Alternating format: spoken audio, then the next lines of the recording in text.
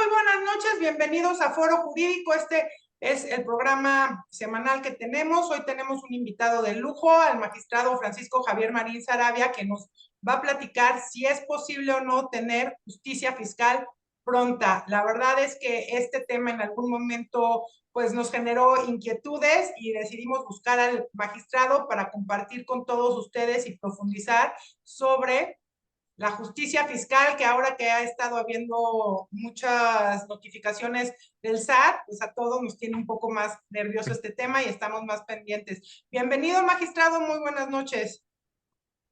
Hola Jackie, buenas noches a todos.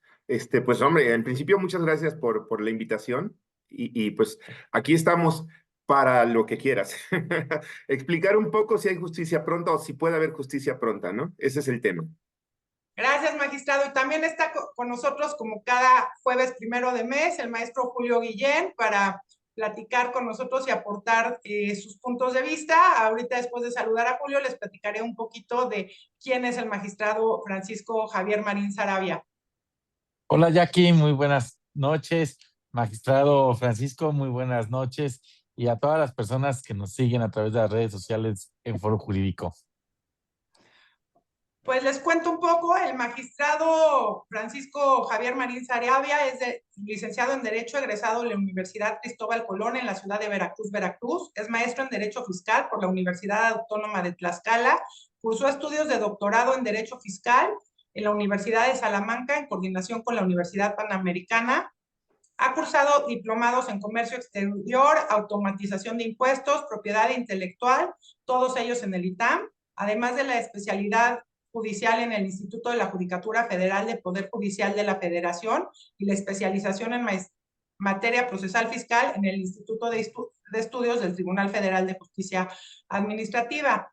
Cuenta con estudios de especialización en impuestos sobre la renta, en impuesto al activo impartido por la Universidad Cristóbal Colón y especialización en impuesto al valor agregado. El magistrado ha desempeñado diferentes cargos en la administración local, siempre vinculados a temas de impuestos, y ingresó al Tribunal Federal de Justicia en aquel momento de Justicia Fiscal y Administrativa en 1999 como secretario de acuerdos de la 10ª Sala Regional Metropolitana, y a partir del 1 de abril del 2001 se desempeñó como secretario de acuerdos de Sala Superior, y el 1 de enero del 2016 fue nombrado magistrado de Sala Regional del Tribunal Federal de Justicia Fiscal y Administrativa. El 16 de enero de 2023 y hasta la fecha se encuentra adscrito a la Sala Especializada en Materia del Juicio de Resolución Exclusiva de Fondo y Primera Sala Auxiliar.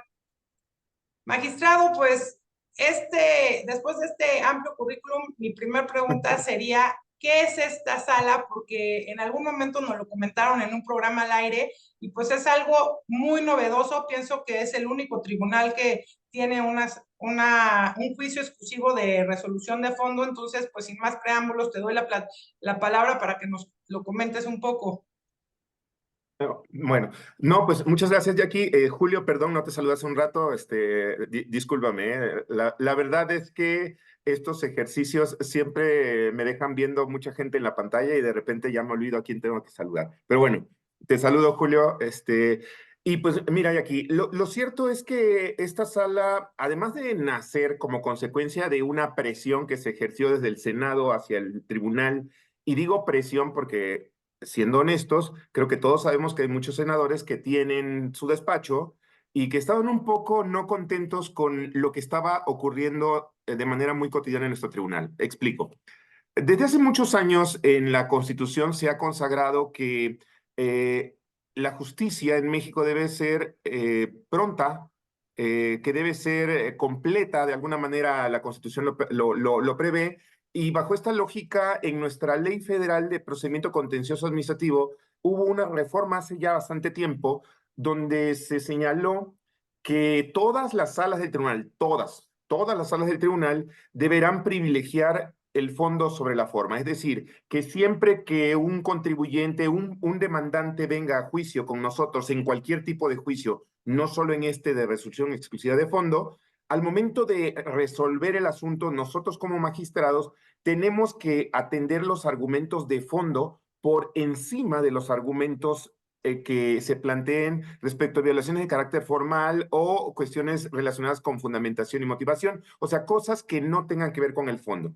Eso ha estado previsto en nuestra Ley Federal de Procedimiento Contencioso Administrativo durante mucho tiempo y, sin embargo, en la realidad no se aterrizaba o sigue sin aterrizarse. Pongo un ejemplo sencillo. Durante mucho tiempo, antes de que la Corte señalara que el que tú consideres fundado un argumento relacionado con la fundamentación o con la fundamentación de la competencia o con la competencia de la autoridad demandada en juicio, antes de que la Corte lo dijera, este argumento de ser fundado conducía a que en cualquier sala del tribunal dijéramos, bueno, a ver, si la autoridad que emitió la resolución no tenía facultades para hacerlo, pues entonces el acto es inexistente al estar firmado por alguien que no contaba con facultades. Esto tomando en consideración que en nuestro país sabemos que las autoridades solamente pueden hacer aquello que les permite la ley realizar. No pueden llevar a cabo ninguna actuación si la ley no les faculta para ello.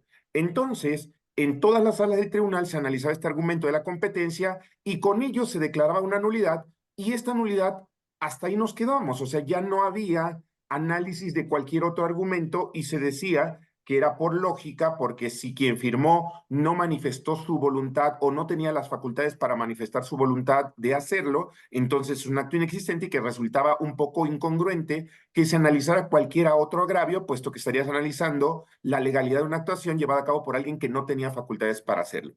Así lo hacíamos hasta que la Corte dijo, momento señores, si el argumento de competencia o de fundamentación, falta de fundamentación de la competencia es fundado, eso no te permite a ti como tribunal no estudiar el resto de los agravios porque la autoridad tiene facultades para volver a emitir la misma actuación fundando debidamente su competencia. Entonces la Corte dice, si se trata de impartir justicia de manera total, de manera completa, si tú consideras fundado el argumento de la competencia o de la falta de fundamentación de la competencia y no estudias todo lo demás, dejas abierta la posibilidad de que la autoridad emita nuevamente la resolución y el particular tendrá que promover un nuevo juicio con una resolución en la que se subsane ya esa irregularidad. Lo mismo ocurre en tratándose de la firma autógrafa del emisor del acto impugnado. La Corte también ya dijo, esto es una cuestión de mera formalidad, un argumento de forma que puede ser subsanado por la autoridad y obligas al particular a que una vez que la autoridad emita nuevamente la resolución fundando su competencia y firmando autógrafamente, tenga el particular que promover un nuevo juicio, ahora sí ya contra el fondo. En este sentido, no obstante que la ley lo señalaba, lo cierto es que en las salas del tribunal se seguía declarando nulidades por violaciones de forma y decíamos, ¿para qué estudió el resto si esto es consecuencia de esta violación que hubo en el procedimiento o de este defecto que hubo en el inicio del procedimiento? Pues bueno, bajo esa lógica se crea una modalidad de juicio diferente, que es el juicio de resolución exclusiva de fondo y como consecuencia de ello se crea una sala especializada para resolver este tipo de juicios en el que, aun y cuando pudieras tú tener la posibilidad de plantear argumentos de forma porque pudieran ser fundados, en el momento en el que tú decides venir a este juicio, pierdes esa oportunidad porque aquí, en este juicio, solo puedes plantear argumentos de fondo. Cualquier argumento que esté encaminado a hacer valer violaciones de carácter procedimental dentro del procedimiento de comprobación que te siguieron o un defecto en la fundamentación o alguna cuestión que no sea a fondo, la ley dice que se debe tener por no formulado ese concepto de impugnación. En consecuencia, si tú vienes a este juicio, debes estar consciente de que vas a obtener una sentencia de fondo en la que se va a decir si debes o no debes la contribución, pero que pierdes la oportunidad de plantear cualquier argumento que tenga que ver con violaciones de carácter formal o procedimental. Entonces, esta es la razón por la que surge este juicio, es un poco para cumplir con lo que la Constitución señala, en el sentido de que debemos impartir justicia pronta, antes se decía expedita, pero bueno, justicia pronta y completa además, ¿sí? Magistrado, si entiendo bien, al final es una decisión de quien va a presentar la demanda ver si quiere irse por una cuestión de fondo, que ahorita ya nos platicarás un poco más la parte más técnica y los cómo, o si quiere seguir un juicio tradicional, que quiero suponer es un poco más largo. Desde luego. Desde luego, sí, el legislador tuvo el acierto, y digo que es un real acierto, de poner este juicio como una opción. Es decir, no es obligatorio promover un juicio de resolución exclusiva de fondo, sino que el particular afectado por el acto de autoridad decide si se viene a este juicio. Y para esto, uno de los requisitos de la demanda es que de manera expresa y categórica se manifieste la intención, el deseo de promover un juicio de resolución exclusiva de fondo. Y digo que es acertado porque el litigante, pues sí, el litigante, porque los empresarios siempre tienen un abogado que les lleva sus asuntos, ¿no? Entonces el litigante tiene que decidir, tiene que tomar una decisión. Si tiene realmente argumentos de fondo respecto de los cuales tenga la certeza o prácticamente la certeza de que van a ser fundados, se viene con nosotros renunciando a la posibilidad de plantear cualquier argumento de forma que también podría conducir a una nulidad. Recordemos, por lo menos en la materia fiscal, por lo menos en la materia fiscal, también en la administrativa, pero se ve más evidente en la materia fiscal, hay violaciones de forma o de procedimiento que conducen a nulidades lisas y llanas. Son los casos en los que el vicio de forma, perdón, trae una consecuencia de fondo. Pero sigue siendo facultad del particular decidir. Ok, y bueno, Julio, no sé si después de esta pequeña y gran introducción que nos dio el magistrado Francisco, tú quieras hacernos algún comentario respecto de este novedoso tema que, bueno, en otras materias no habíamos escuchado de él. Bienvenido, Julio. Gracias, Jackie. Magistrado, de nuevo un saludo. Sin duda algo que no tenemos en otras materias que hacen muchísima falta, por ejemplo, de carácter civil, mercantil, en la penal, que por la naturaleza de la justicia penal difícilmente en algunos casos se podría tener una resolución de fondo cuando hubieron algunas violaciones propias, ¿verdad? Como pudiera ser la detención eh, de la persona.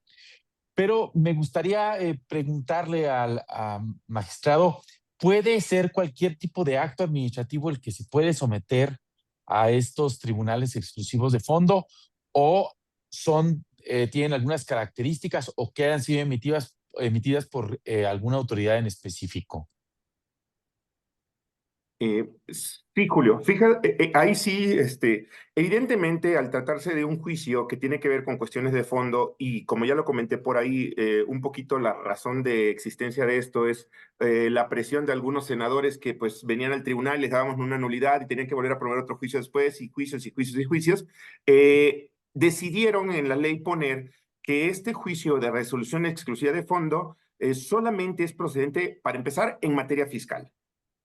Si recordamos, el Tribunal Federal de Justicia Administrativa, por su propia denominación, conoce de la impugnación de todos los actos en materia administrativa. Es decir, cualquier acto emitido por cualquier acto administrativa es competencia del tribunal conocer de su impugnación. Sin embargo, esta sala no conoce de toda la materia administrativa, sino solamente de la materia fiscal. Entonces, el primer acotamiento es solo materia fiscal. Segundo acotamiento, cualquier resolución en materia fiscal, no. Solamente aquella que sea producto de las facultades de comprobación que tiene la Secretaría de Hacienda y Crédito Público y que ejerce a través del Servicio de Administración Tributaria.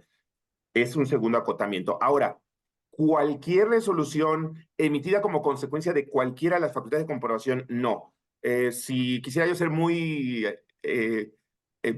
ahora sí que muy articulista, yo decía, bueno, solamente las facultades de comprobación que regulan la fracción segunda, la fracción tercera y la fracción novena del artículo 42 del Código Fiscal de la Federación. Pero pues esto evidentemente para los que están metidos en la materia sí dice algo. Para los que no, no dice gran cosa. Entonces, explico. Dentro de las facultades de comprobación que tiene Hacienda, puede llevar a cabo lo que coloquialmente conocemos como una revisión de gabinete o de escritorio, que consiste esencialmente en que Hacienda te revisa tu situación fiscal a través de requerimientos de documentación que te formula para que tú le lleves a sus oficinas la información y documentación que te está pidiendo para que Hacienda, en la comodidad de sus oficinas, revise toda esa documentación y de ello determine si tú debes o no debes alguna contribución. Esa facultad de comprobación que se conoce como revisión de gabinete o revisión de escritorio, que está fundamentada en la fracción segunda del artículo 42, el resultado de ese procedimiento, de esa revisión que Hacienda te lleve a cabo y que concluya con la determinación de un crédito fiscal, ese crédito fiscal es controvertible a través de esta vía. Otra hipótesis es un crédito fiscal resultado de una visita domiciliaria. La fracción tercera del artículo 42 del Código Fiscal de la Federación regula esta facultad de comprobación que tiene Hacienda y que consiste esencialmente en que Hacienda, con una orden de visita en mano, va a llegar a tu domicilio fiscal y te va a revisar directamente en tu domicilio fiscal. O sea, ya no es en las oficinas de la autoridad, sino llega a tu domicilio, te notifica la orden y te empieza a revisar. Con el plus de que en la primera facultad solo te revisa documentación. Acá, en la visita domiciliaria, te va a revisar documentación, te va a revisar mercancías y bienes. O sea, la visita domiciliaria permite al visitador revisar no solo la contabilidad, sino también tus inventarios, tus bienes que tengas dentro de tu domicilio fiscal, etcétera. Pero bueno, como consecuencia de esta revisión, Hacienda puede determinar un crédito fiscal. Esa resolución en la que te determina un crédito fiscal, también puedes controvertirlo a través de un juicio de resolución exclusiva de fondo. Y la fracción novena del artículo 42, que es algo que se incorporó ya hace algunos años, para los que estamos un poquito metidos en esta materia, sabemos que desde hace ya varios años, los contribuyentes tenemos la obligación de llevar contabilidad a través de medios electrónicos, ya no como cuando yo estaba chavito, que era en un libro diario, un libro mayor, todo bien bonito, escrito. No, ahora todo en equipo de cómputo, todo de manera electrónica. Y también sabemos que desde esa época existe la obligación de que mes con mes le mandamos al SAT a través del buzón tributario parte de nuestra contabilidad electrónica. Esto quiere decir entonces que Hacienda tiene en su poder un archivo electrónico de cada uno de nosotros donde está la contabilidad que le enviamos cada mes. Están los CFDIs que nosotros expedimos cuando prestamos un servicio o cuando enajenamos un bien o cuando otorgamos el uso o goce temporal de un bien, o sea, cuando damos en arrendamiento, ¿sí? Pero también están los CFDIs que a nosotros nos expiden cuando nosotros compramos algo a algún proveedor. Todo esto Hacienda lo está revisando y de esa revisión que Hacienda lleva a cabo en su oficina, directamente en su oficina, sin pedirte absolutamente nada, puede de repente detectar irregularidades. Y de esas irregularidades puede iniciar lo que se conoce coloquialmente como una revisión electrónica de la contabilidad. Una vez que Hacienda lleva a cabo el procedimiento de revisión electrónica, va a concluir o puede concluir con la determinación de un crédito fiscal. Esa resolución determinante del crédito fiscal puede ser controvertida a través de este juicio. ¿Ok? Entonces, fracción segunda, tercera y novena del artículo 42. Materia fiscal, pero solamente en estos supuestos. Y otro tema es cuantía. El juicio de resolución exclusiva de fondo solo se puede promover si el crédito fiscal que te determina Hacienda es superior a 200 veces la UMA elevada al año, ¿sí? Esto viene siendo en este ejercicio como un poquito 9 millones y cachito, más o menos, ¿sí? Pero toma en consideración que debe ser esa cantidad al momento de emisión de la resolución determinante del crédito. Esto es lo que la ley señala. Entonces, procede solo contra resoluciones en materia fiscal, producto de las facultades de comprobación de la fracción segunda, tercera y novena del artículo 42 del Código Fiscal de la Federación, y siempre y cuando el crédito fiscal sea superior al equivalente a 200 veces la UMA elevada al año. Ahora bien, esto dice la ley. Sin embargo, aunque no lo dice expresamente la ley, se interpreta de la ley que también procede en contra de la resolución que recaiga al recurso administrativo de revocación que promuevas tú previamente en contra de este crédito fiscal. Entonces, si tú contra el crédito fiscal decides irte primero al recurso de revocación al que se refiere el artículo 116 y 117, fracción primera del Código Fiscal de la Federación, contra la resolución que recaiga ese recurso, puedes también promover el juicio siempre y cuando la resolución determinante del crédito cumpla con los parámetros que acabamos de comentar. ¿Ok? Y algo que se ha adicionado, y esto ya es por criterio, ¿sí? Es asuntos en los cuales Hacienda te niega la devolución de una cantidad que tú les solicitas que te devuelva. ¿Ok? Si Hacienda te niega una devolución, pero ojo, para Hacienda revisar si te devuelve o no, ejerce las facultades de comprobación que ya comentamos, entonces también sería competencia de nosotros si el saldo que estás pidiendo en devolución rebasa de la cantidad que ya hemos mencionado, 200 veces la UMA elevada al año. ¿Ok? Entonces, no cualquier resolución, solo las que acabamos de mencionar. Digo, espero haber sido lo suficientemente claro en esto, pero no cualquier crédito.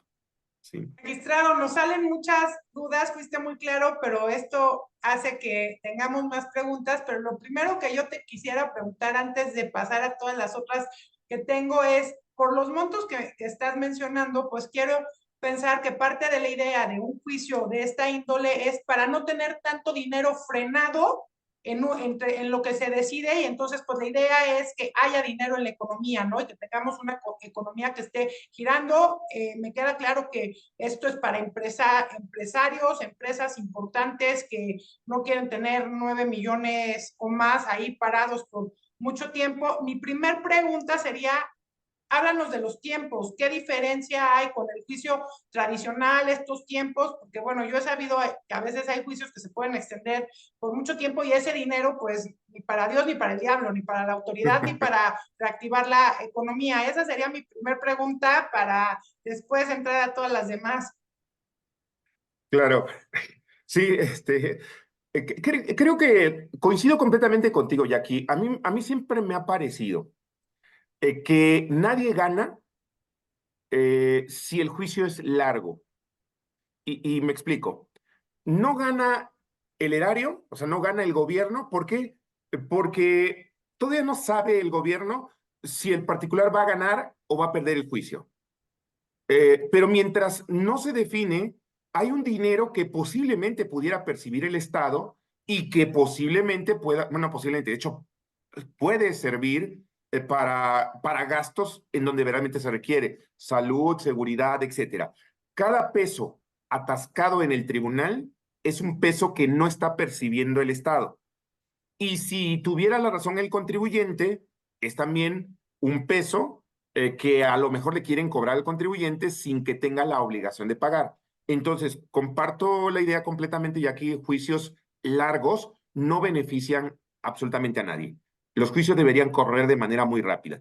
En este sentido, algo que me gusta de este juicio, y debo decirlo porque, digo, yo no fui fundador de esta sala, he estado en muchas salas que ahora llaman ordinarias. No me gusta eso de salas ordinarias, pero bueno, así les llaman ahora, ¿no? Lo que son las salas ordinarias, y te puedo decir que, no obstante que tratas de tramitar los juicios de una manera muy rápida, siempre, dado las etapas procesales que tienes que respetar, se pueden hacer juicios muy largos, ¿sí? En cambio, este juicio desde su principio, desde el primer artículo que regula este juicio, que es el 58-17 de la Ley Federal de Procedimiento Contencioso Administrativo, es clarísimo al señalar que este juicio va a partir de dos principios importantes: principio de celeridad y principio de oralidad. ¿Ok? Principio de celeridad, ¿por qué? Porque este juicio se puede tramitar rapidísimo. ¿Cuánto es el tiempo aproximado de un juicio normal en el que incluso hay una pericial? 3 meses y medio, máximo 4 meses, desde que se presenta la demanda hasta que tú obtienes una sentencia. Hay asuntos que incluso menos de ese tiempo. Yo les puedo decir, Julio, Jackie, que en las salas en las que he estado, a pesar de que yo puedo presumir o no me queda hacer presunto, pero lo cierto es que puedo decir que como a mí me gusta que los asuntos se muevan, siempre trato de que salgan muy rápido. En una sala ordinaria, a veces no puedes cumplir con este principio de celeridad. ¿Por qué? Por las etapas procesales y la manera en la que se instruye el juicio. Este juicio sí puede salir en 3 meses o 4 meses una sentencia definitiva, claro, siempre y cuando las partes lo permitan y no empiecen a hacer promociones con efectos dilatorios. Esto creo que Julio lo conoce perfectamente, todos los que estamos en la abogacía lo conocemos, en materia civil, en materia, hay incidencias que se van promoviendo para alargar los asuntos. En este tipo de juicios, si el particular quiere y la autoridad quiere tener una sentencia rápida, si no promueve ninguna incidencia solo con efecto o con la finalidad de retardar el asunto, puede salir en 3, 4 meses máximo. ¿En dónde está, por ejemplo, una disminución de tiempo? Digo, este es un ejemplo nada más, no es, pero pensemos que en un juicio, en materia fiscal, como suele ocurrir, te ofrecen una prueba pericial en materia contable. Bien, en un juicio ordinario, te presentan la demanda y te ofrecen la prueba pericial y te dan el nombre del perito, ¿sí?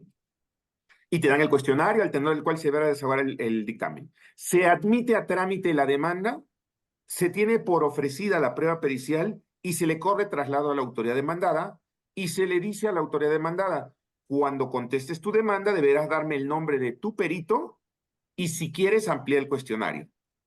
Cuando la autoridad contesta la demanda y cumple con el requerimiento, ya tenemos a los dos peritos. Bueno, nosotros tenemos que hacer un acuerdo en una sala normal, tenemos que hacer un acuerdo en el que le decimos a las partes, bueno, te requerimos o los requerimos para que presenten a sus peritos en un plazo de 10 días a que tu perito proteste el cargo. Analizo su idoneidad y le permito protestar el cargo y se le discierne el cargo. Y una vez que esto ocurre, se le notifica al perito que cuenta con 15 días para rendir su dictamen. Tomen en cuenta que aquí ya van 10 días, 10 días de inicio para llamar a los peritos solo para que acepten el cargo, 15 para que rindan su dictamen. Y suponiendo que un perito te dice, oye, es que no me dio tiempo, dame una prórroga. Bueno, pues le damos una prórroga de 15 días más. Estamos hablando ya de 10 más 15 más 15, estamos hablando de 50 días, no, 40 días, ¿no? ¿Qué pasa en el juicio de resolución exclusiva de fondo? Si tú vas a ofrecer una prueba pericial, la ofreces en tu demanda y a tu demanda le acompañas ya el dictamen que rinde tu perito. Ya tenemos un dictamen. Admitimos a trámite la demanda, tenemos por ofrecida la prueba, la admitimos y tenemos por presentado el dictamen. Se emite la admisión y se le da traslado a la autoridad para que conteste la demanda y se le dice, al contestar la demanda, deberás exhibir el dictamen que rinda tu perito, el perito que tú designes. Fíjese, aquí ya nos ahorramos. Cuando contesta la autoridad la demanda, ya acompaña el dictamen pericial y ya no tenemos nosotros que estar dándole 10 días al perito para que venga a procesar el cargo y 15 para que rinda su dictamen. Nosotros ya tenemos el dictamen. Y si tuviéramos necesidad de nombrar un perito tercero, lo nombraríamos y en el juicio de fondo, el perito tercero se nombra por el magistrado instructor y no por la sala. Y el dictamen que se pide al perito tercero es solo en relación a los puntos en los que hubo discrepancia entre los dictámenes. Es decir, ya no le pedimos al perito que rinda un dictamen completo, sino solo en los puntos en los que hubo contradicción. Esto acorta el juicio ahorrándonos 40 días, 40 días ya en la tramitación, ¿sí? Digo, este es un ejemplo de por qué digo que se reducen los tiempos, ¿sí? Hay varias partes dentro del procedimiento que se reducen los tiempos, pero en este en lo particular creo que es el que más impacta y el que más se puede ver fácilmente la disminución de plazos, ¿sí? Qué interesante, magistrado Julio. No sé si a ti te valga algún comentario Sí, este tema tan interesante que esto es una justicia pronta. sin duda, yo tendría dos preguntas para el magistrado Martín. La primera es, frente a estas tres primeras fracciones que nos platicaba, el tema de la comprobación, el tema de la visita domiciliaria, la comprobación o revisión electrónica que tiene facultades el SAT, y estas dos opciones que tenía que ver con la presentación del recurso y el tema de devolución. Mi pregunta sería, en primer término, de estas opciones, ¿cuál es la que utilizan las personas con mayor frecuencia? Eh, Ok, esencialmente, Julio, lo que me estás preguntando es qué tipos de asuntos son los que admitimos más. Evidentemente, tenemos muchísimo más asuntos relacionados con créditos fiscales determinados por Hacienda como consecuencia de revisiones de gabinete o visitas domiciliarias, tanto en impuestos internos como en materia de comercio exterior, porque recordemos que también en materia de comercio exterior se pueden llevar a cabo revisiones de gabinete y visitas domiciliarias, pero es el grueso de los asuntos. Sí tenemos uno que otro de devoluciones, pero son los menos. La gran mayoría son créditos fiscales determinados por Hacienda. Algo que hay que destacar es que sala de resolución exclusiva de fondo existe una sola a nivel nacional. Entonces, sin importar el lugar en el que se encuentre el contribuyente, si quiere promover un juicio de resolución exclusiva de fondo, lo resolveremos nosotros aquí en la Ciudad de México en la sala especializada. Y otra cosa que hay que destacar es que a esta sala no le aplica el acuerdo dictado por la sala superior en cuanto al ejercicio de la facultad de atracción por cuantía. Es decir, el requisito de procedencia de cuantía es que no podemos conocer de juicios con créditos fiscales de menos de 200 veces la UMA elevada al año. Pero hacia arriba, en monto, puede ser la cantidad que sea. ¿Ok? Ahora, ¿por qué vienen a este juicio? Bueno, primero porque saben que ya no vas a obtener una nulidad para efectos o una nulidad para que se regrese el asunto a la autoridad para que corrija la violación de procedimiento y pueda volver a emitir un crédito. Aquí vas a tener una sentencia en la que se va a resolver si debes o no debes la contribución. Y si, por ejemplo, tú lograras demostrar la ilegalidad solo de algunos conceptos de los que te determinó Hacienda, se te daría una sentencia o obtendrías una sentencia en la que tendrías reconocimiento de que es ilegal en esas partes la resolución y se le ordenaría a la autoridad emitir la nueva resolución, pero ya expresamente diciéndole qué es lo que sí puede determinar y qué es lo que no puede determinar. O sea, ya es una instrucción directa de cuánto o qué parte es la que debe confirmar. Pero el monto, la cuantía no importa, puede ser de la cantidad que sea y nosotros lo resolveremos y con un plus. El plus es que en este juicio de resolución exclusiva de fondo, por lo menos hasta este momento, si tú solicitas la suspensión del procedimiento, o sea, si quieres evitar que durante toda la tramitación del juicio Hacienda te requiera de pago y llegue y te embargue bienes para cobrar el adeudo fiscal, puedes pedir la suspensión y la suspensión conforme a la ley procede de plano. O sea, en todos los casos procede la suspensión sin necesidad de que se otorgue garantía del interés fiscal. Es importante. Tomen en cuenta, si hablamos de que no hay tope en cuanto a la cuantía, hablemos, por ejemplo, de un crédito fiscal de 6,000 millones de pesos. Sí los hay, y los hay más grandes que eso. Una empresa que le determinan 6,000 millones y que le dices que para poder promover el juicio y que Hacienda no le moleste, tiene que dar una garantía por ese monto. Y recordemos que la garantía del interés fiscal debe cubrir el crédito fiscal y los accesorios de 12 meses, como lo dice el artículo 142 del código. Estamos hablando de una garantía que le saldría carísima a la empresa, muy cara. Cualquier forma de garantía que decidas, si es billete de depósito, si es fianza, si es prenda, incluso suponiendo que ofreciera como garantía el embargo en la vía administrativa en términos de la fracción quinta del artículo 141, de todas maneras tendría que dar un 2% del crédito fiscal como gastos de ejecución Hacienda. Aquí pides la suspensión, se te concede y no tienes que dar ni un peso de garantía durante todo el tiempo que dure el juicio hasta el dictado de nuestra sentencia. Entonces, si te pones a ver, además, este juicio es económico. Porque si bien es cierto, en nuestro país la justicia es gratuita, el hecho de que para promover un juicio te obliguen a dar una garantía y pagar, por ejemplo, una póliza de fianza, pues ya es un costo. Es un costo que en este juicio no tienes que hacerlo, no tienes que desembolsar esa cantidad porque la suspensión procede sin necesidad de dar una garantía. Y tendría aquí, frente a estas resoluciones de este tribunal exclusivo de fondo, ¿qué tipo de recursos tiene el particular? Magistrado, antes de que nos platiques de los recursos, yo tengo una pregunta de lo que nos acabas de comentar.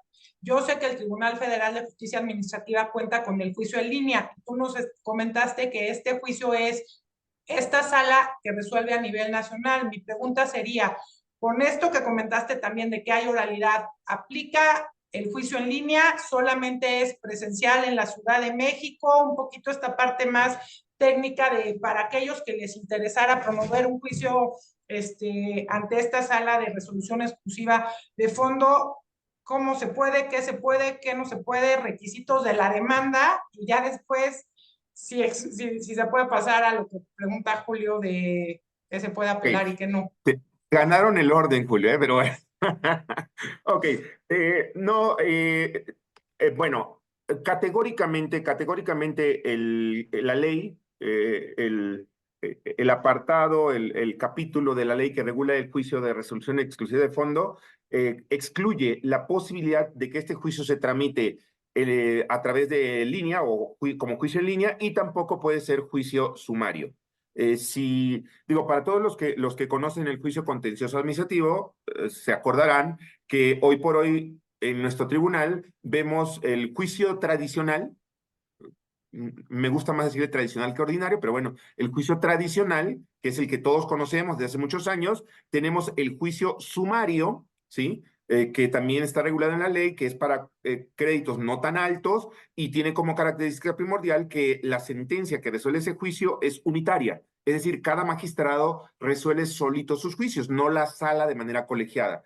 Ese es un juicio sumario. Y tanto el juicio tradicional como el juicio sumario pueden tramitarse a través de papel, o sea, como normalmente acostumbramos, o también puede ser juicio en línea, que puedes promover desde cualquier parte del mundo tu demanda y estar en cualquier parte del mundo y litigar ese tipo de asuntos a través de línea. Pero este juicio de resolución exclusiva de fondo no se puede tramitar ni en línea ni en la vía sumaria. Es solamente juicio tradicional, podríamos decirlo, con las características que distinguen al juicio, y de manera adicional no puede ser en línea. Y miren, quizá aquí pues inmediatamente todos dirán, pues qué rollo, si yo estoy en Monterrey, bueno, Monterrey está relativamente cerca, ¿no? Pero si estoy en Chihuahua o en Tijuana y quiero promover un juicio, ¿tengo que ir hasta la Ciudad de México a promoverlo? Pues sí, tendrían que promoverlo hasta la Ciudad de México y tienen que señalar un domicilio acá, lo que quieran, pero finalmente, ¿cuál es la razón? Miren, este tipo de juicios, por su naturaleza, porque te determinan un crédito como consecuencia de la revisión de toda tu contabilidad, casi siempre implica que ofreces como pruebas no 2 páginas de papel, ofreces como pruebas cantidades increíbles de pruebas, o sea, toda tu contabilidad de un ejercicio fiscal, por ejemplo, o todos tus pedimentos de 3 años. O sea, es mucha la documentación que se tiene que exhibir. Debo decirles que, por ejemplo, hay ocasiones en las que presentan demanda con nosotros y literal, o sea, llega un carro de mudanza con cajas de archivo muerto, porque recordemos que tienen que exhibir un tanto de las pruebas para nosotros en el tribunal y tiene que exhibir para el traslado a las autoridades o a la autoridad. Si es una sola, pues a una autoridad, pero si son varias, tendrás que ofrecer pruebas. Y si hay tercero, además tienes que ofrecer un tanto para terceros. Si de repente me llega a un juicio en el que son 180 cajas de archivo muerto llenas de papeles para que yo analice toda esa documentación, ¿no? Entonces, bueno, este tipo de juicios, tramitarlos en línea me parece que sería un poquito complicado, más bien mucho de complicado, ¿no? Entonces, no puede ser en línea. Hay mucho la idea de litigantes que están pidiendo que se pueda hacer en línea, etcétera, etcétera, pero miren, no quita gran cosa. Eh, eh, Retomo un poquito lo que comentaste ya aquí, el tema de la oralidad. La oralidad no tiene nada que ver con el tema de si es en línea o no es en línea. ¿Por qué este juicio se basa en un principio de oralidad? Bueno, porque es el único juicio que se tramita en nuestro tribunal en el que tenemos audiencias públicas, que esa es una cuestión bien interesante. Normalmente estamos acostumbrados a que en este juicio presento la demanda y lo único que va a ver el magistrado es lo que yo le diga por escrito. En los juicios, en el grueso de los juicios, en este juicio, una vez que se admite a trámite la demanda y que la autoridad produce su contestación a la demanda, lo que sigue es señalar una fecha para que se celebre una primera audiencia, que es la audiencia de fijación de litis. Es una audiencia que se lleva a cabo, obviamente, estando el magistrado, el secretario de acuerdos y las partes contendientes. O sea, la parte actora, la parte demandada, si hay tercero interesado, el tercero interesado. Si se trata de autoridades coordinadas, o sea, Estado y Federación, tiene que estar alguien que represente los intereses de la autoridad estatal y alguien que represente los intereses del Servicio de Administración Tributaria. Estas audiencias son públicas, se videograban, o sea, son grabadas audio, video, y se hace un ejercicio en el que el magistrado instructor, después de haber analizado todo el expediente, define cuáles son los puntos concretos del litis. Y en esa audiencia se le hace saber a los litigantes cuáles serán los puntos del litis del juicio, para que ellos decidan si consideran que están incluidos todos los puntos que hicieron valer en su demanda y contestación y si está debidamente fijada la litis. Y una vez que esto ocurre, se le da la oportunidad a las partes de que formulen alegatos verbales. Estos alegatos verbales son un ejercicio muy interesante, claro. Debo decirlo, en la práctica algunos se apanican. Recordemos que no todos tienen la capacidad de hablar en público y se ponen muy nerviositos, etcétera. Pero bueno, de entrada, si tú sabes cuáles son los puntos que hiciste valer, en este caso, en esa audiencia, no se trata de que hagas una síntesis de los agravios, sino que a lo mejor me platiques bien qué es lo que ocurrió en tu empresa, o sea, por qué está emproblemada tu empresa en ese momento. Me explicas cuál es la manera en la que trabaja la empresa para que podamos tener una idea de qué es lo que ocurrió, o sea, por qué la autoridad está diciendo que estuvo mal lo que revisó o por qué consideró que de lo que revisó hay irregularidades que a lo mejor tú cometiste. Tú me puedes aclarar en ese momento verbalmente todo lo que tiene que ver con tu asunto, ¿sí?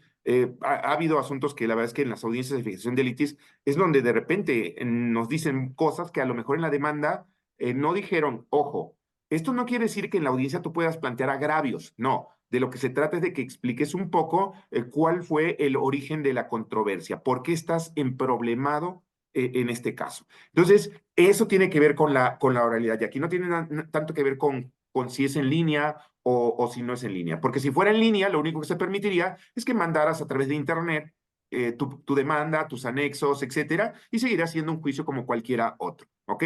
Digo, tenemos más audiencias, pero de entrada esta es una audiencia que resulta ser bastante interesante. Lo mismo en juicio puede haber solo audiencia de fijación de litis o puede haber más audiencias. ¿Cuáles? Por ejemplo, bueno, cuando los dictámenes de los peritos son discrepantes y de haberlos leído, a mí me surgen cuestionamientos en relación a por qué están contestando lo que están contestando los peritos, yo señalo fecha para la celebración de una audiencia especial de peritos, donde de manera verbal estando presentes obviamente los peritos y las partes, yo le pregunto directamente al perito, oiga, a ver, usted en su pregunta tal dio esta respuesta. ¿Me puede explicar por qué respondió eso? Y bueno, una vez que te responden, digo, como yo acostumbro ver todo el expediente para estas audiencias, pues digo, oiga, pero a ver, es que en tal foja hay un documento que dice esto y usted está señalando que no hubo un elemento para que usted determinara tal cosa en su dictamen. Entonces, ¿no vio ese documento o lo vio mal o qué es lo que ocurrió, no? Entonces, esta audiencia también es muy interesante, es con los peritos y puede haber otra audiencia otras dos tipos de audiencia, una audiencia que se le llama audiencia privada con el magistrado instructor y hay otra que es audiencia privada con la sala. Estas audiencias son lo que cotidianamente se conoce como alegatos de oído, que suele hacerse por los litigantes yendo a ver a cada uno de los magistrados a su despacho, pero en este juicio yo no puedo aceptar o no puedo recibir a una parte sin la presencia de la otra parte. Yo nunca podré recibir al litigante o a la autoridad para que me platiquen ese asunto si no me hacen una solicitud por escrito en la que yo acuerde una fecha para que estén presentes los dos y se videograbe la audiencia, ¿sí? Esto le da un poco más de transparencia al asunto, nada que llegue el litigante y, oiga, magistrado, mire que yo tal cosa, o cualquier tipo de situación que pudiera plantearse en una entrevista directa con el litigante en el despacho del magistrado. Aquí no es posible, todo es en presencia de las partes. Entonces sí hace un poco la diferencia este tipo de cosas dentro del juicio. Perdón, y me quedé Sí, con la ¿no? pregunta de Julio. Julio, repítemela porque Así ya se no. me fue. No. Perdóname. ¿Qué tipo de recursos tienen las sentencias de este tribunal exclusivamente de fondo? Eh, ¿Cuáles son las que, bueno, más bien, cuáles son las que pueden presentar? Ok, a ver, si estamos hablando dentro de la secuela del procedimiento, me explico, dentro del procedimiento del juicio, dentro del proceso del juicio, están el mismo recurso e incidentes que existen para los otros juicios. Me explico, tú puedes promover por ejemplo, un incidente de falsedad de documentos. Caso concreto, tristemente, ya saben que en nuestro país de repente ocurre que el abogado se espera al último día para presentar la demanda, pero cuando anda buscando al contribuyente, al representante legal para que firme la demanda, no lo encuentra. Y es el último día. Y son las 23:58 de la noche. Y pues el abogado dice, ¿qué hago? Si no la presento hoy, pierdo por default. Y bueno, algunos abogados se avientan el garabatito del representante legal o del contribuyente, ¿no? Si la autoridad se da cuenta de esto, evidentemente puede promover un incidente de falsedad de documentos, argumentando que la firma que calza el escrito de demanda de nulidad no corresponde a la persona que supuestamente firmó. Se desahoga en este incidente, como en cualquier otro juicio, se admite, se corre traslado, se llama a la persona para que firme en presencia del secretario de acuerdos, se desahoga una pericial y se determina si la firma es o no de la persona que se supone que firmó. En el caso de que se llegue a la conclusión de que no es quien firmó, entonces la demanda carece de firma. La firma que tiene no corresponde al autor al supuesto autor del documento y eso trae como consecuencia que el juicio simplemente se tenga que sobreseer en este caso, de observarse eso antes de admitir, tendría que desecharse, pero como en este caso, más bien tenerse por no presentada, como en este caso se hizo con posterioridad y ya había sido admitido a trámite la demanda, se tiene que dejar sin efectos el acuerdo, lo cual solamente puede hacerse a través de un sobreseimiento, no desechamiento, porque ya se admitió a trámite. Existen todos los incidentes y además recursos. Dentro del juicio, el recurso de reclamación para impugnar cualquier acuerdo del magistrado instructor en el que haya admitido a trámite la demanda, tenido por no presentar la demanda, desechado la demanda, o admitido una prueba o tenida por no ofrecida una prueba, ¿sí? Y contra la sentencia definitiva, proceden los mismos medios de defensa que en cualquier otro juicio. ¿Me explico? Para el particular, el juicio de amparo directo y para la autoridad demandada, el recurso de revisión fiscal, en términos, obviamente, de la ley de amparo. ¿Sí? Y en este caso, magistrado, los abogados siguen promoviendo, digamos, los incidentes o la reclamación dentro de este juicio que ha avanzado mucho al analizar exclusivamente los elementos y alegatos de fondo, o ha disminuido frente a los otros juicios ordinarios. Sí, definitivamente tenemos mucho menos recursos de reclamación. Es un poco porque definitivamente eh, la gente que viene a este juicio viene por sentencia de fondo y quiere una sentencia rápida, ¿sí?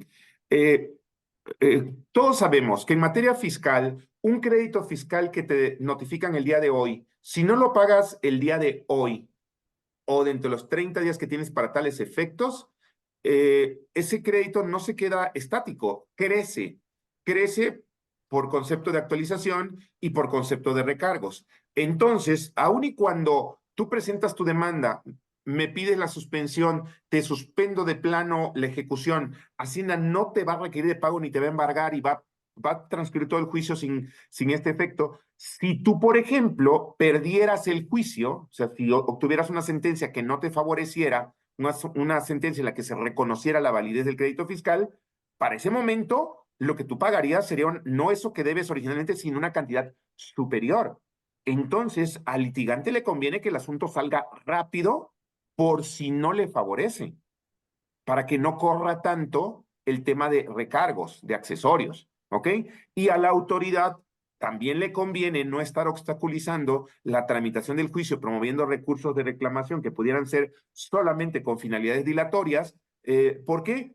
Porque si obtiene una sentencia que le favorece, es decir, no una nulidad, sino un reconocimiento de validez, tendrá la posibilidad de cobrar más rápido ese crédito fiscal que si está alargando el asunto, promoviendo incidentes o recursos que pudieran ser incluso, insisto, solamente con fines dilatorios. No improcedentes, porque si fueran improcedentes de entrada, pues no te admito a trámite el recurso porque no se adecua a alguna de las hipótesis de procedencia.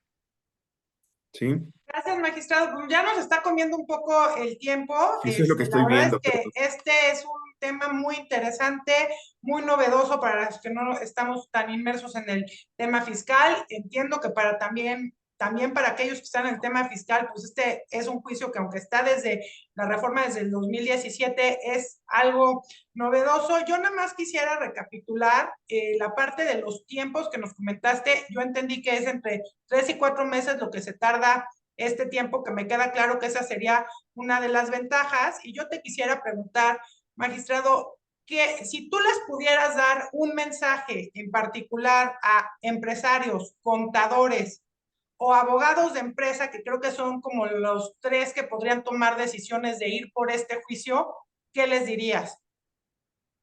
Yo les diría que que es un juicio verdaderamente bastante favorecedor para los contribuyentes. Primer punto, por lo que ya comentamos, el hecho de poder impugnar, pedir suspensión, obtener suspensión sin la obligación de dar una garantía. De entrada ya eso es un aliciente porque no te va a molestar, no te va a poder molestar Hacienda durante todo el tiempo que dure la tramitación. Incluso porque recordemos que en este supuesto bajo el supuesto, suponiendo, en este supuesto, suponiendo, perdón, bueno, en este supuesto, pensemos que ya Hacienda, ante el hecho de que te determinó el crédito fiscal y se hizo exigible, te requirió de pago y te embargó, si tú vienes con nosotros y pides la suspensión se te concede de plano y es con efectos de que se te tiene que liberar la cuenta bancaria o se te tiene que liberar del embargo que te habían practicado sin necesidad de que des otra forma de garantía.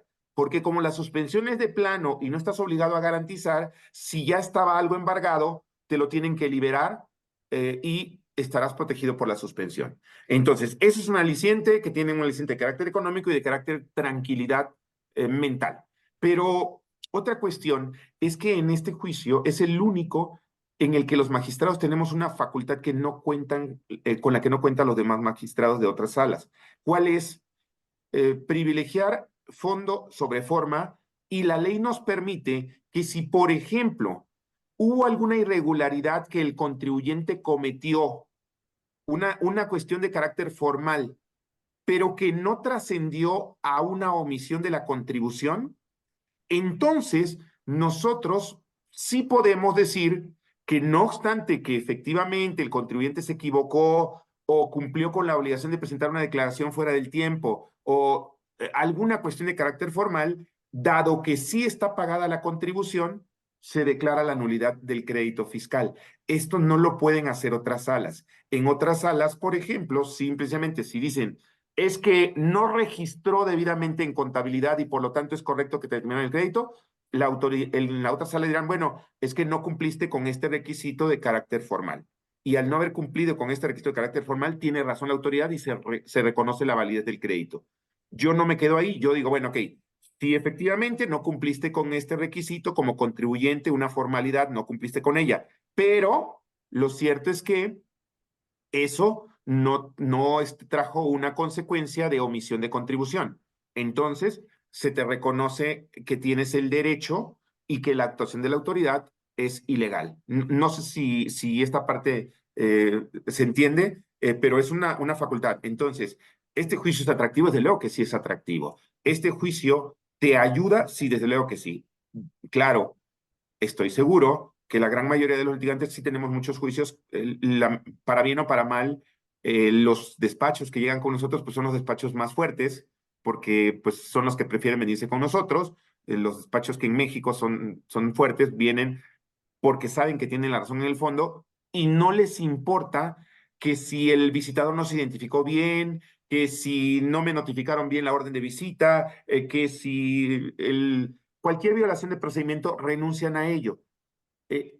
Un abogado que no tiene la certeza de tener la razón en cuanto al fondo, pues le conviene seguir siguiendo al otro juicio porque a lo mejor por una violación de procedimiento logran obtener una nulidad. Pero yo, el mensaje que daría es, este juicio es efectivo, este juicio es rápido. La verdad es que en proporción de asuntos, sentencias emitidas por nosotros y que se van a colegiados y que confirman nuestra sentencia, el porcentaje de asuntos en los que el colegiado nos regresa el asunto porque considera que estuvo mal dictada la sentencia es bastante bajo. Entonces creo que están confiando en la manera en la que se resuelve. Eso sí, pues es una cuestión en la que tenemos que ver asuntos realmente de fondo, donde tienes que saber impuestos, para resolver este tipo de asuntos.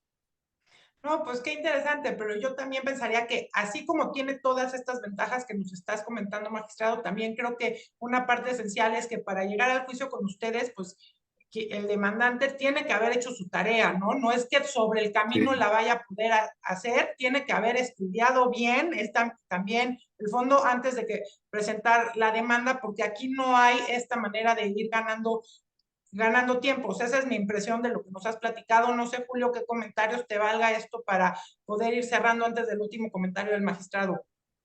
Sí, la siguiente pregunta que tenía era justamente sobre el amparo y qué tantos casos habían sido confirmados por la justicia federal. Y escuchar por parte del magistrado que son pocos los casos quiere decir que al favorecer el fondo estamos llegando a esta justicia mucho más pronta, porque también los tribunales federales, al confirmar, ya sea en un sentido o en otro, están dando esta celeridad a los juicios, al contribuyente y también a la autoridad, a lo que uno estaría esperando a veces, que va y viene la resolución por problemas de forma principalmente. Y muy interesante, magistrado. Gracias, Julio. Sí, fíjate, Julio, ese es un tema, lo último que dijiste, y solamente para cerrar, porque veo que ya estamos casi en el límite. Algo que acabas de comentar es muy cierto, Julio. Mira, o miren, Julio, y aquí, ¿qué ocurre normalmente en asuntos no de fondo? Pues que puede ser que en la sala te den la razón porque pensemos, porque el visitador, es más, me voy más atrás, porque la orden de visita domiciliaria no se citó la fracción segunda del artículo 43 del Código Fiscal de la Federación. ¿Ok? Eso le faltó ponerle la fracción segunda a la orden de visita domiciliaria. ¿Ok?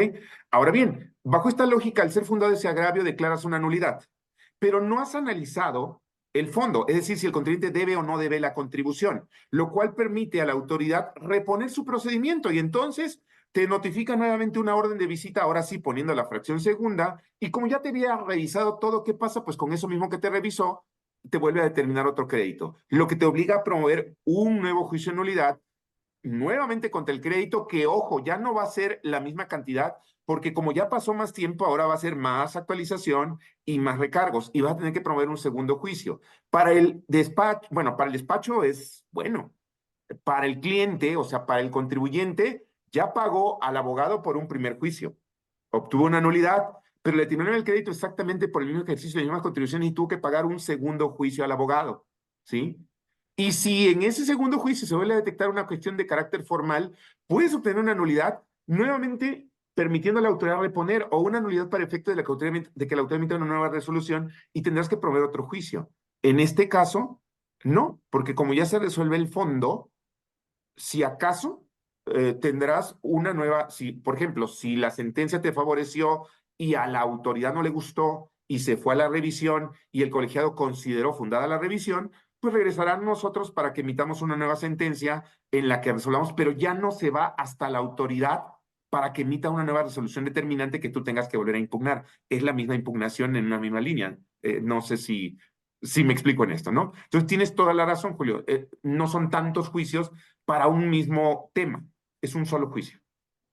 Pues la verdad, magistrados, que después de esta charla yo me quedo con la idea de que sí hay posibilidad de tener justicia fiscal pronta, que este juicio es una innovación, claro, se tiene que cubrir ciertos requisitos, pero que también por estos mismos montos amerita explorar esta posibilidad y que se va un poco reduciendo este fantasma de que por cuestiones pues técnicas no se llega a la justicia o los juicios son interminables. Creo que aquí es decisión de cada contribuyente que cumpla con los requisitos, por qué camino se va, pero yo me quedo con la idea de que en este contexto en particular sí hay una posibilidad de tener una justicia fiscal pronta y que esto es, como bien dijimos al principio, beneficioso ya sea para la autoridad o para el contribuyente, porque permite que ese monto, en vez de estar parado, pues se vaya para un mejor destino, el que sea de los lados. No sé qué comentarios quieras hacer antes de cerrar, magistrado, ya en 1 o 2 minutitos. No, hombre, pues mira, nada más, más allá de la parte técnica, agradecerles la invitación, será mi último comentario, porque yo empiezo a hablar de temas del juicio y me emociono mucho y seguramente me alargaría mucho más, pero no. Jackie, pues solo agradecerte la invitación, Julio, muchas gracias también por la invitación de ustedes a esta entrevista, la verdad es que es una entrevista interesante. Mi insistencia es no tengan miedo, el juicio de fondo es bueno. Desde luego, Jackie dijo, y lo dijo bien, tienes que estudiar el asunto. No te puedes aventar a un juicio de fondo como coloquialmente se dice, como el borras. Aquí no, aquí sí tienes que haber estudiado muy bien y saber que tienes probabilidad de ganar. El tema aquí es que nosotros hacemos, esto coincidimos, un compañero de la sala y yo, en que el único tema es que para nosotros es pesado porque a veces nuestro juicio implica prácticamente volver a hacer una auditoría a la empresa, pero nosotros, porque de repente la autoridad de la valoración que hizo de todas las pruebas que tú le ofreciste llegó a una conclusión y tu argumento es, oye, su valoración es equivocada y empiezas a dar un montón de razonamientos y entonces a nosotros nos corresponde volver a valorar las pruebas que ya valoró la autoridad, pero bajo un criterio menos autoritario, más lógico, razonable, jurídico y justo. Y a partir de ello podemos concluir en algo completamente diferente a aquello en lo que concluyó la autoridad. Esto nos, por ejemplo, en temas de la autoridad que últimamente está negando o diciendo que todas las operaciones que hacen los contribuyentes carecen de materialidad, pues nos obliga a analizar todas las pruebas con las que tú trates de acreditarme que sí hubo materialidad en las operaciones. Esto implica un ejercicio de bastante trabajo, revisar mucha documentación, pero lo hacemos con gusto. Lo hacemos con gusto y creo que ha habido resultados buenos. La sala va subiendo poco a poco de promociones, lo cual quiere decir que hay más confianza y eso lo agradecemos como sala. Y gracias Pues a ustedes nuevamente. yo quiero agradecer a todas las personas que se conectaron de toda la República. Estoy viendo aquí los comentarios, las felicitaciones al magistrado. De verdad que muchas gracias por su tiempo. Yo tendría una última pregunta de sí o no, magistrado. Mi pregunta sería, yo estoy entendiendo que este tipo de juicio solo lo promueve el contribuyente, no, la autoridad no puede promover juicio ante ustedes. Así es. Como bien saben, en el juicio contencioso administrativo hay una modalidad de juicio en el que la parte demandante es la autoridad. Esto tiene su fundamento en el artículo 36 del Código Fiscal de la Federación, en el primer párrafo del artículo 36 del Código Fiscal de la Federación, pero ese juicio que se conoce como juicio de lesividad no está permitido en nuestra sala. Solamente los particulares, los contribuyentes pueden promover juicio de resolución exclusiva de fondo. No procede ni el juicio de lesividad y tampoco, ojo, tampoco procede en contra de resoluciones fictas. Explico, si promoviste un recurso de revocación y la autoridad ha pasado el plazo que tenía para resolver el recurso de revocación. Recordemos que el artículo 131 del Código le da un plazo a la autoridad para resolver y ese artículo dice que si la autoridad no emite una resolución dentro de ese plazo, se entenderá que consintió, perdón, que reconoce la validez de la resolución. Es lo que se conoce como una confirmativa ficta. No puedes promover juicio de nulidad en esta modalidad de exclusión de fondo contra la confirmativa ficta. Tendrás que esperar a que haya resolución expresa en la que no te den la razón y entonces vienes con nosotros a juicio contra la resolución expresa recaída al recurso de revocación que no te fue favorable y simultáneamente impugnas la resolución originalmente recurrida, es decir, la determinante del crédito fiscal o aquella en la que te negaron la devolución, es la que contra eso sí puedes venir, contra la expresa. La ficta no procede el juicio de fondo.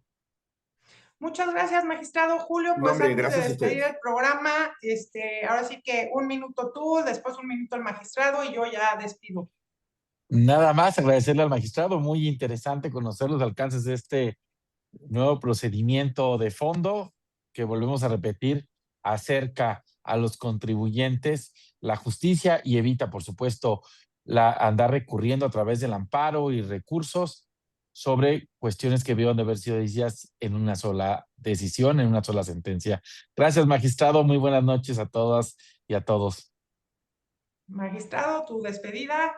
Ok, bueno, pues nuevamente Jackie, Julio, gracias a todos los que estuvieron viendo esta transmisión, pues muchísimas gracias también por haberse mantenido conectados. Esperamos no haberlos aburrido tanto y espero que les haya generado un poquito de interés este juicio y para los que no lo conocían, espero que haya servido como un acercamiento al mismo. Véanlo, conózcanlo y promuévanlo. Muchas gracias al magistrado, a Julio, gracias a todos ustedes. Pues Julio y yo volveremos a estar con ustedes el primer jueves del mes de diciembre. Los invitamos, ya saben que Foro Jurídico transmite este programa por Zoom cada jueves de 7 a 8 de la noche. Gracias a todos por su tiempo y que tengan muy buenas noches. Hasta dentro de un mes. Bye.